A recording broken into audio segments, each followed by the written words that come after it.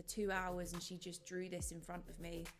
And then she smashed it out in about 2 hours again. So it was a whole day of like doing a lot of talking and figuring out what I wanted it to look like and placements and stuff. But actually when it came to doing it, it was really, really fast. The pain, however, is legitimately the worst pain I have ever experienced in my life.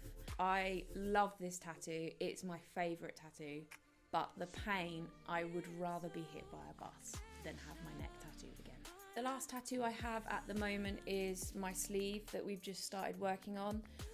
This has been done by 𝗧𝗫. She is the owner of the tattoo studio called the 𝗪𝗫𝗧𝗪𝗫 𝗪𝗫𝗫𝗀 in London.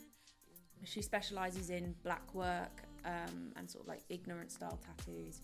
I found her on Instagram and her artwork is just incredible, and I've always wanted to have like a heavy black work piece.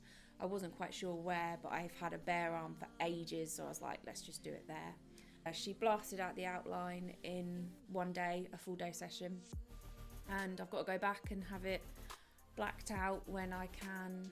Yeah, really happy about it. I think it's beautiful and I'm really excited to have it finished. I definitely regret a couple of my tattoos, like the one on my back, because I would love to have a massive back piece at some point, and that kind of is just getting in the way. But at the same time, I can't see it, so I don't regret it that much.